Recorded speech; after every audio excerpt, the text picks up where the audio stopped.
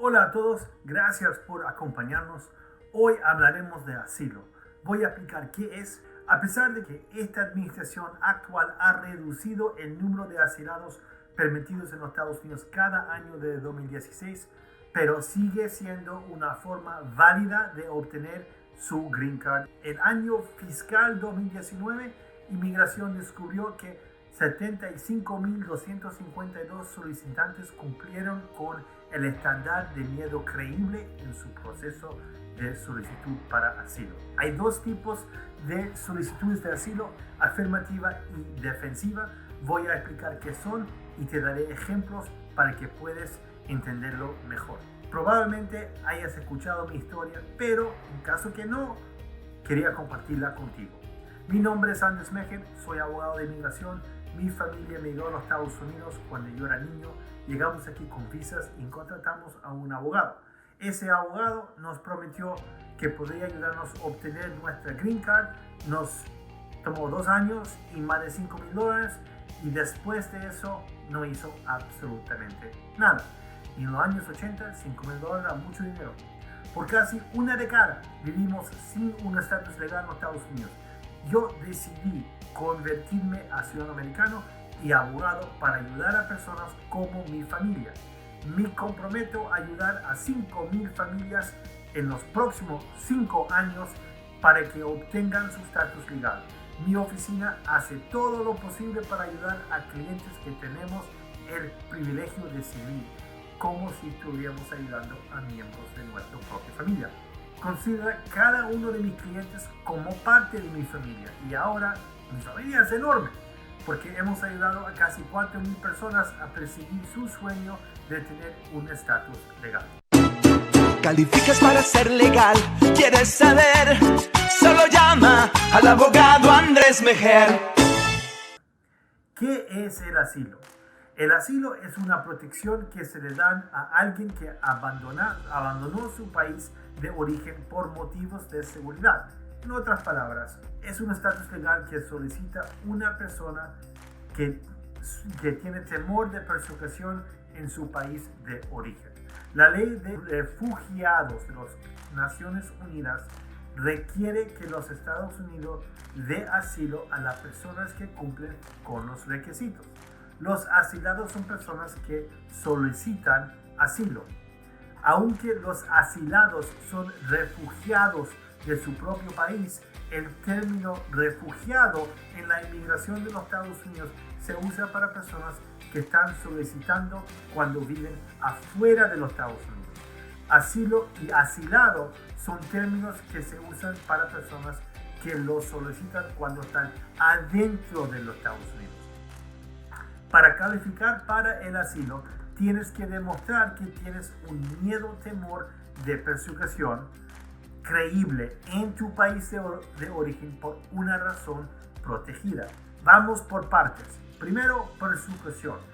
Tienes un temor de persecución creíble si regresas a su país. Eso es más que solo temor.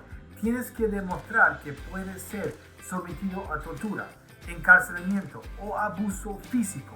Entonces, o te sucedió algo malo antes, o sospechas que algo malo te pasará cuando regresas. La Corte Suprema de los Estados Unidos ha declarado que solo debe de haber un 10% de probabilidad de que te suceden cosas malas para que se considere creíble. Demostrar. Tienes que demostrar que la persecución es causada por el gobierno de tu país de origen o por un grupo que el gobierno no puede o no quiere controlar. Entonces, 1, tienes temor porque algo malo te pasó o sospechas que algo malo te va a pasar. 2, tienes que demostrar que el gobierno o un grupo que el gobierno te puede controlar va a hacer malas cosas en tu contra. Y 3, ¿cuál es la razón que el gobierno o ese grupo te va a hacer malas cosas? Tiene que ser por una razón protegida y hay 5 de ellos. Empezamos con raza y nacionalidad. Esos son 2. Raza o nacionalidad lo vemos junto porque la raza y la nacionalidad, las diferencias no son claras. La raza, la nacionalidad y grupos étnicos muchas veces se confunden y en ocasiones abusan de ellas. Por ejemplo, un nativo americano o un afroamericano podría ser podría ser raza, podría ser grupo étnico. Y en caso de los italianos americanos, se considera una nacionalidad o un grupo étnico. Pero también podría ser un grupo étnico. Entonces, un grupo étnico generalmente comparte la historia cultural o historia lingüística, también puede compartir su historia política, pero no es necesario.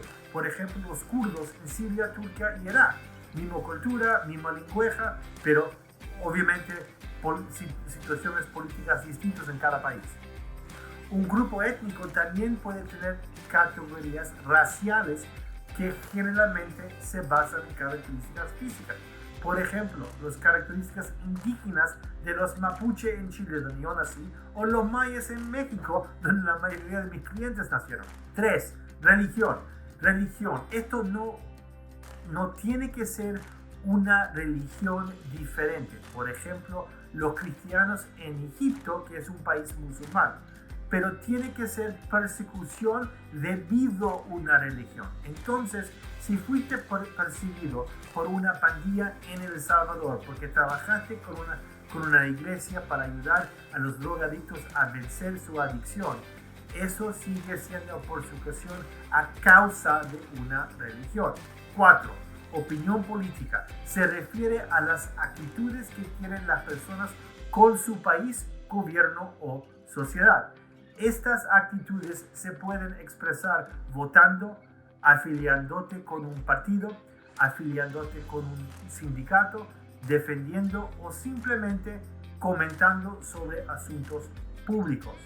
La opinión política también se puede atribuir correctamente o incorrectamente basado en el comportamiento de las personas o en quienes se relacionan. Por ejemplo, un empleador puede ser perseguido por contratar a un activista político, incluso si su trabajo no tiene nada que ver con la política y si el empleador ni conocía el activismo de la persona. Otro ejemplo es si alguien es etiquetado como homosexual por tener un amigo que es gay. Eso es una opinión política imputada y también puede ser un grupo social particular. ¿Cuál es el último? Grupo social. Un grupo social particular es un grupo que comparte una característica común que es tan fundamental para su identidad individual que no se puede o no se debe exigir que la cambie. Son personas que tienen un estatus social, linaje, experiencias o hábitos similares. La característica en común puede ser algo con lo que naciste, como tu género, color o lazos familiares.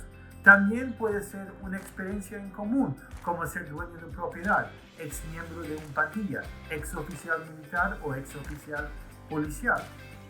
Ejemplos de grupos sociales particulares que han sido aprobados: tribus, grupos étnicos, hablamos de ellos anteriormente, clases sociales, élites educados, no ricas y ni pobres, hablaremos de eso pronto.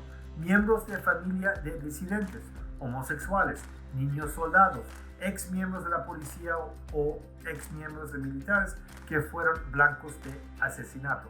Los Estados Unidos estaban reconociendo las persecuciones basadas en el género, por ejemplo, obligado a o temiendo ser obligado a sufrir mutilación genital femenina, requisitos del código de vestimenta islámico, el matrimonio forzado o la violencia doméstica.